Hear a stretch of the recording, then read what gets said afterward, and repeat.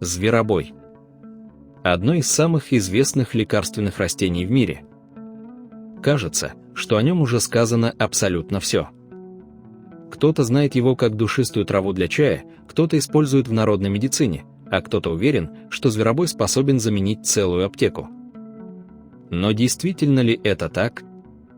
Почему это растение уже более 2000 лет вызывает такой интерес? Откуда появилось необычное название зверобой? Почему его считали травой, способной прогонять злых духов, лечить раны воинов и возвращать человеку душевное спокойствие? И почему современные врачи предупреждают, что это растение требует осторожности и подходит далеко не каждому? Сегодня мы попробуем отделить факты от легенд и узнаем, почему зверобой остается одним из самых изучаемых лекарственных растений даже в 21 веке. Зверобой продырявленный, именно этот вид чаще всего используют в медицине, растет практически по всей Европе, в Западной и Центральной Азии, на Кавказе и во многих регионах России. Его можно встретить на лесных полянах, солнечных опушках, сухих лугах, вдоль дорог и даже на заброшенных участках земли. Он любит солнце и практически никогда не растет в густой тени. На первый взгляд растение кажется совершенно обычным. Тонкий прямой стебель, небольшие овальные листья и ярко-желтые цветки. Но нужно присмотреться внимательнее, и перед вами откроется удивительная особенность. Если поднять лист зверобоя к солнечному свету, можно увидеть множество крошечных прозрачных точек. Кажется, будто кто-то аккуратно проколол листья тончайшей иглой. Именно поэтому латинское название растения – Hypericum perforatum, где слово perforatum означает продырявленный. На самом деле никаких отверстий нет. Это небольшие железки, наполненные эфирными маслами и другими биологически активными веществами. Благодаря им растение приобретает характерный аромат и накапливает соединения, которые сегодня изучаются учеными. Если осторожно растереть между пальцами свежий цветок зверобоя, кожа постепенно окрасится в красноватый цвет. Такое впечатление производит вещество гиперицин, один из самых известных компонентов растения. Именно он долгое время привлекал внимание ученых и стал объектом многочисленных исследований. Но почему же растение называется зверобоем? Однозначного ответа историки не нашли до сих пор. Существует несколько версий происхождения этого названия. Согласно одной из них, если некоторые домашние животные, особенно белые овцы или крупный рогатый скот со светлой кожей, поедают большое количество свежего зверобоя, а затем долго находятся под ярким солнцем, у них может развиться фоточувствительность. Кожа становится более восприимчивой к ультрафиолету, что иногда приводит к воспалению и ожогам. Именно это явление могло породить представление о том, что растение бьет зверя. Однако подобные случаи обычно возникают лишь при поедании больших количеств растения и зависят от вида животных, условий содержания и других факторов. Есть и другая версия. Некоторые исследователи считают, что название связано вовсе не с животными, а произошло от древнего тюркского слова, обозначавшего растение с целебными свойствами. За многие века звучание постепенно изменилось, и возникло привычное нам слово «зверобой». Какая версия ближе к истине, сказать сложно, но именно первая получила наибольшую известность среди народа. История использования зверобоя насчитывает более 2000 лет. Еще древнегреческий врач Гиппократ упоминал растение в своих трудах как средство, которое применяли при различных недомоганиях. Также о нем писали Диоскорид и Плиний Старший. Уже тогда люди замечали, что отвары и настои зверобоя используют при уходе за поврежденной кожей, а также в качестве общеукрепляющего средства. В древние времена вокруг растения возникло множество легенд. В Европе его называли травой святого Иоанна, потому что массовое цветение совпадает с днем памяти Иоанна Крестителя, который отмечается в конце июня. Люди верили, что именно в это время зверобой обладает особой силой. Его собирали ранним утром, сушили в тени и хранили целый год. Засушенные пучки развешивали над входом в дом, считая, что растение защищает жилище от несчастий и злых сил.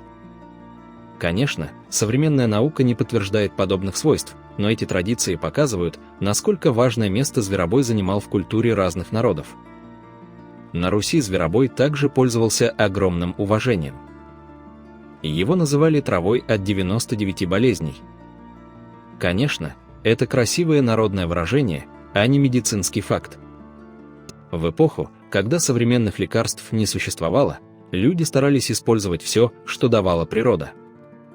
Зверобой входил в состав различных травяных сборов, его добавляли в настои, отвары, применяли наружно для ухода за кожей и использовали в быту. Сегодня ученые знают, что химический состав зверобоя действительно очень сложен. В нем обнаружены десятки различных соединений. Среди наиболее известных гиперицин, гиперфорин, флавоноиды, дубильные вещества, эфирные масла, фенольные кислоты и другие компоненты. Каждый из них выполняет определенную функцию в самом растении. Одни защищают его от насекомых, другие помогают бороться с грибками и бактериями, третьи уменьшают повреждение тканей под воздействием солнечного света. Особенно большой интерес вызывает гиперфорин.